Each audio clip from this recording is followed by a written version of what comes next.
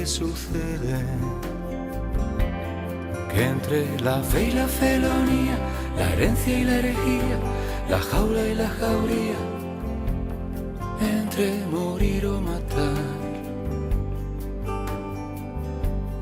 prefiero amor, amar, prefiero amar, prefiero amar, prefiero amor, amar, prefiero amar, prefiero amar, prefiero amor,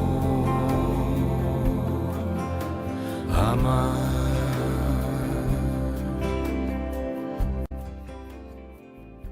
Un día como hoy, 27 de enero, pero de 1945, el campo de concentración de Auschwitz fue liberado por el Ejército Rojo. La Segunda Guerra Mundial, desarrollada entre 1939 y 1945, puso de manifiesto la terrorífica eficacia de la violencia moderna.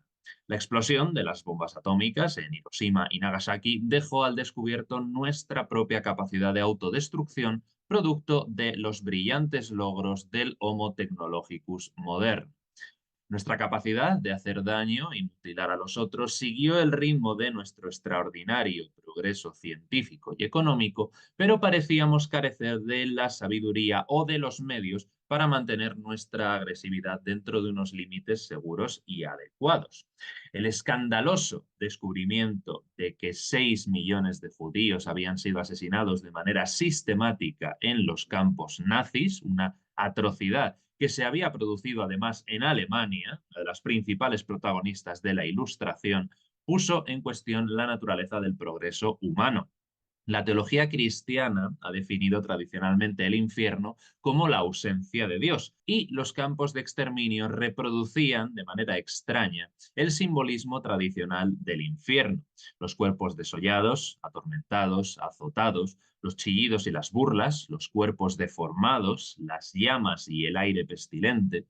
Todo ello evocaba las imágenes del infierno descritas por artistas, poetas y dramaturgos europeos desde hacía siglos.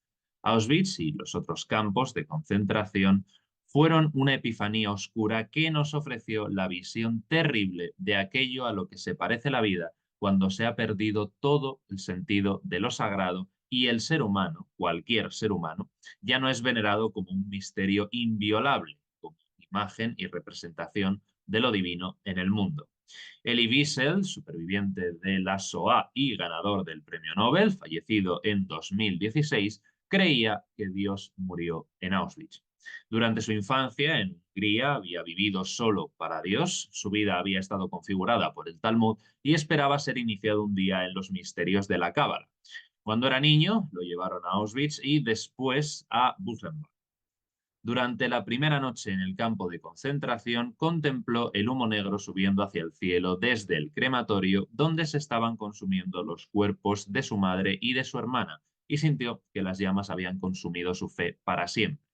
Años más tarde, en 1981, escribió en su obra titulada La noche: nunca olvidaré aquel silencio nocturno que me privó para siempre del deseo de vivir. Nunca olvidaré aquellos momentos en que asesinaron a mi Dios y a mi alma y transformaron mis sueños en polvo. Cuenta cómo un día la Gestapo ahorcó a un niño con el rostro de un ángel de mirada triste, en sus palabras, que estaba silente y casi tranquilo mientras subía a la horca. El niño tardó media hora en morir delante de miles de espectadores a los que se les obligó a contemplarlo. Detrás de Wiesel, un prisionero murmuró: ¿Dónde está Dios? Y Wiesel escuchó una voz que desde su interior respondía: ¿Dónde está? Está ahí, colgando de la horca. Se puede ver esta historia como un signo externo de la muerte de Dios anunciada por Nietzsche, como justificar todo el mal que vemos en un mundo supuestamente creado por una deidad benévola.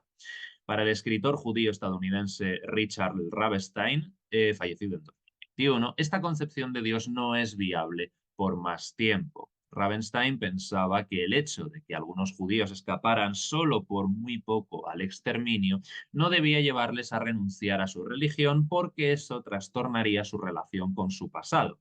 Pero el Dios moral y amable de los judíos liberales parece demasiado anodino y aséptico. ignorante de la tragedia de la vida, con la esperanza de que las cosas mejorarán.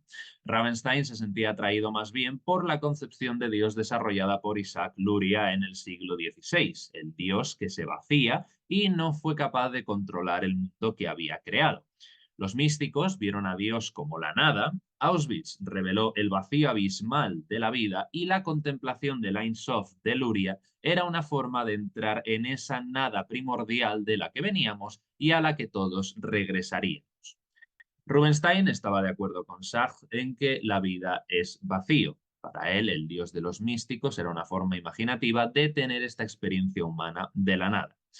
También otros teólogos judíos se sintieron consolados con la cábala de Luria. El filósofo alemán Hans Jonas, fallecido en 1993, creía que después de Auschwitz era imposible creer en la omnipotencia de Dios.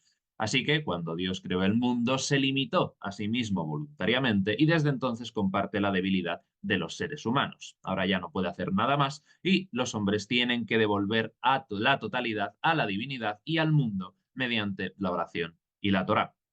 El teólogo judío británico Louis Jacobs, fallecido en 2006, creía, sin embargo, que el Dios impotente de Luria no podía dar sentido a la existencia humana, que la imagen del Simsum es torpe y antropomórfica y prefería la solución clásica de que Dios es mayor a todo lo que los seres humanos pueden concebir y sus caminos no son nuestros caminos.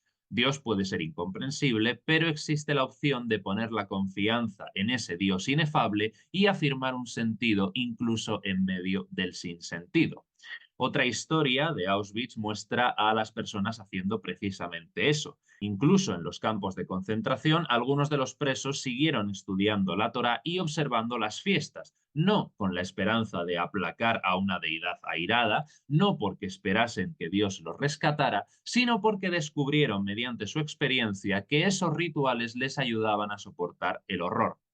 Un día, un grupo de judíos decidió emprender un juicio contra Dios, a quien acusaron de crueldad y traición. Ante tal sufrimiento inconcebible, pensaban, Job, que los argumentos convencionales carecían por completo de cualquier poder de convicción y no les convencían las respuestas habituales al problema del mal y del sufrimiento en medio de una situación horrible.